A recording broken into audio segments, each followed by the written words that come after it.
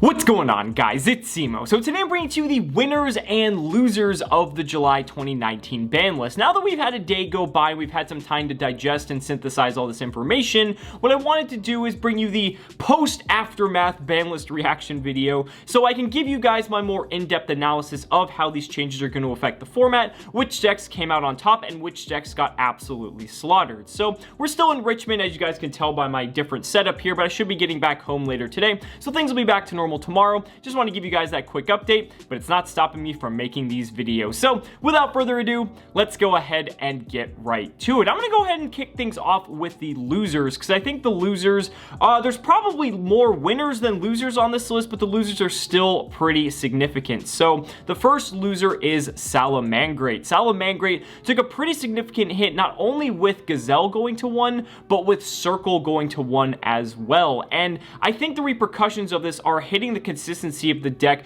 It might have been a little bit overboard. I think if they just hit Gazelle, it would have put the deck in check to an extent where the deck was still playable, but not to the point where it has so many consistency issues, because consistency was one of the greatest strengths of Salim and Green. And the thing is, Salim and Green was probably the fairest out of all of the decks that were tier 1 in the last format, because it never did anything crazy. Like, it ended on a board with like Sunlight Wolf and Roar and maybe a hand trap or two.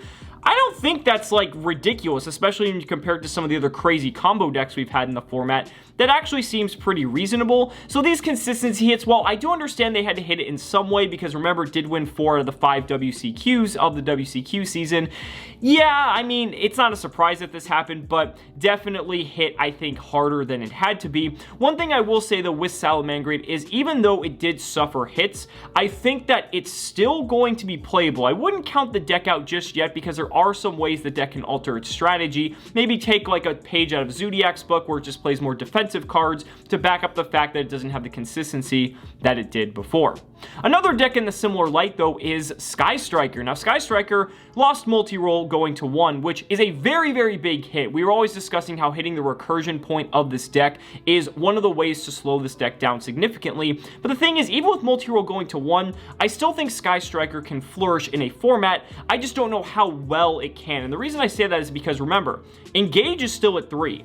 Widow Anchor is still at 3. This deck still has a ton of its power cards, and yes, while Kagari and multi-roll are limited and the deck loses a lot of its recursive capabilities, the thing you have to realize is that if Sky Striker can find a way to close the game out without essentially dragging the game out as long as it typically can, it's still a fairly strong control deck. And we've seen that with now the inclusion of the Utopia double package. Sky Striker effectively has a win condition. It's just a matter of if losing multi-roll to 1 didn't hinder the deck enough that it can still play a somewhat mid-range to long game without dragging the game out to infinitum and allowing the player to essentially finish it out without needing to rely on all these Widow Anchors and all these engages to be recurred, because the deck still has an amazing toolbox at its disposal. So even though multi-roll to 1 is a very significant hit, I wouldn't count out Sky Striker in this format just as of yet. Another one of the big decks that got hit is Orcas. Now, Orcas, again, losing Rusty Bardiche is a very, very significant hit. However, I don't think the deck is unplayable, and the reason I say that is because I was playing a build that actually cut the Phantom Knights entirely and actually saw a moderate amount of success with it. It was just playing more of like a mid-range game, you know, with a ton of hand traps, and you still have access to stuff like Dingiris and all the powerful things. Beyond that, though, you could also just go the route where finding new combos with the Orcas are very possible. Rusty obviously generating that +2 in terms of those negations was very strong, in addition to just making your Dingirsu Resurrection even more powerful by generating an additional pop on your opponent's field. But at the same time, I still feel that there's ways that this deck can just recover from this, because I feel like Dingirsu is too strong of a card to not see play in some way, especially now that all the other decks have kind of been tempered down a little bit. It just seems like it's too powerful. The rest of the Orcas engine's perfectly fine, and the fact that they have all these other rarity bumps and the fact that all they hit was Rusty and nothing else in the Orcas archetype leads me to believe that there is an Orcas deck that exists. We just may not know what it is at this current moment.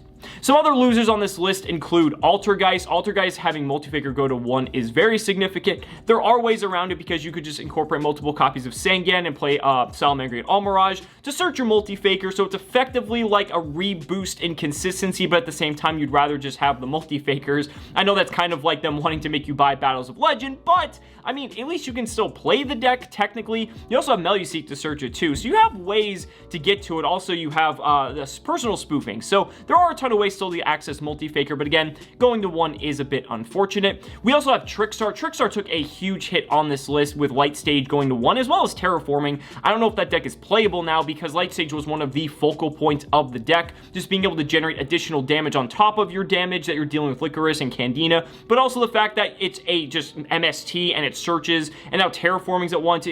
It's just not looking too good for that deck. That also hit indirectly. I think that hurt Orcas more than it actually hit Trickstar, but Orcas has like 15 other engines they could play in the deck, so I really don't think they lost too much there. And the last loser I do want to mention on this list is any deck playing Metaverse realistically, because while Metaverse, yes, was being used in degenerate ways in tandem with Mystic Mine, I feel that Metaverse actually also did provide some other decks a bit of a consistency boost, especially decks that did rely on their field spell to help them progress their game state. So I feel like Metaverse going to 1 is a good thing because now Mystic Mine can't be tricked out. There's only 1 copy of Metaverse, so it significantly reduces the number of ways players can access Mystic Mine, especially during the opponent's turn. I think Mystic Mine during player's own turn isn't as bad. We're going to talk about that more a little bit later on. Now I want to go ahead and talk about the winners, because guess what? There are a lot of winners from this ban list, and we're going to start off with probably the most significant one. Danger Thunder Dragon. Yes, while Eclipse Wyvern got banned, Black Dragon, Collapse Serpent, and White Dragon Wyvern Burster got limited, and all the dangers, or at least the good dangers anyway, went to 2.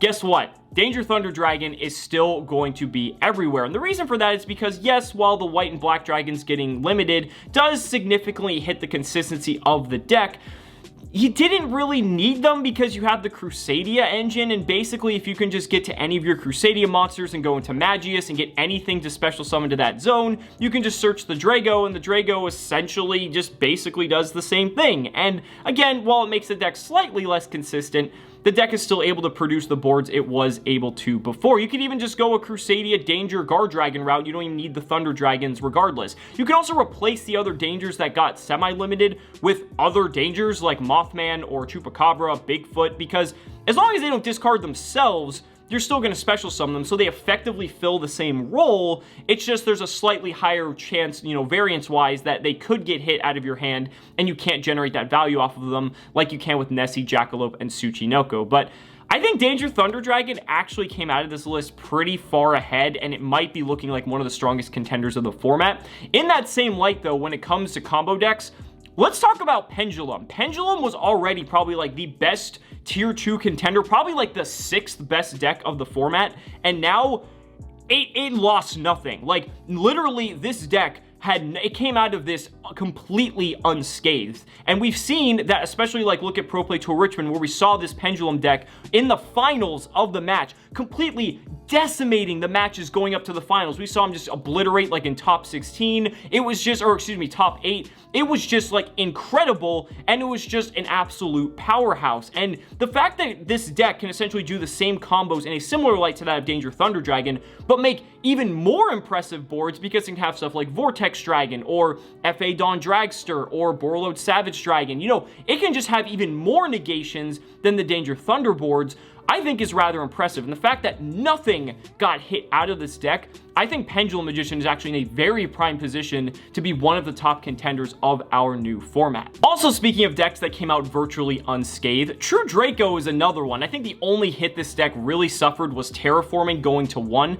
but even with Terraforming going to 1, like, it's not really that big of a deal since the deck already plays so many draw cards as it is. You've got your Demise, you've got your Heritage. I mean, you've got just so many ways to access your diagram. And the thing is, like, yeah, diagram's nice, but it's not like the focal point of your deck. As long as you still get your main True Draco cards, you can just stick a monster or anything like that. True Draco's been doing just fine in that tier 2 to roguish slot. And frankly, again, didn't really take any hits, so I think True Draco is probably going to be doing pretty well, probably sitting at that tier 2 list for the upcoming format as well. So don't be surprised if you start seeing a massive resurgence of that, because again, it's another deck that really didn't get hit, and it's probably one of the cheapest decks you can pick up too. Another winner out of this list were Mind decks. Now, when I'm talking about Mystic Mine, I'm not necessarily talking about Mind Burn, although Mind Burn is kind of still in a pretty good position. Yeah, it lost Metaverse, but they still have 3 copies of Demise of the Land, which is effectively the same thing. But when I'm talking about Mind decks, I'm talking about the decks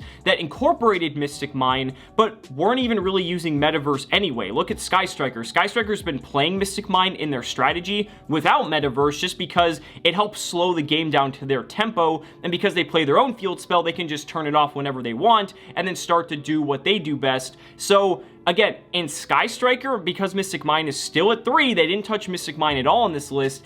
I think, you know, Mystic Mine decks got a free pass here. And again, while Metaverse is at 1, you're not going to see as much degenerate plays in tandem with Trap Trick and different things like that. But I think Mystic Mine is actually like somewhat okay on the turn that it gets played if it's on the turn player rather than the opponent's turn. So I don't know. It's a bit of an interesting dichotomy there in terms of, yeah, well, you know, you kind of hit it from the opponent's turn, but it can still be used during yours, and it's still a bit of a degenerate card, but at the same time, I guess we'll just have to see, but Mind decks definitely came out of this with a free pass almost as well. And then lastly, we have the Rogue decks. I mean, oh my god. I mean, did you see all the cards that came off for these decks? I mean, you've got stuff like Shuret for Necroz, you've got Stratos going to 2 for hero decks, you've got Monster Gate for Infernoids, not to mention you have like Super Poly at 3. Like, I already thought that card at 2 was bad enough, and honestly, I think a majority of the player base agrees with that, but now it's at 3? Like, you can now see Super Poly in almost any Rogue deck at 3 consistently,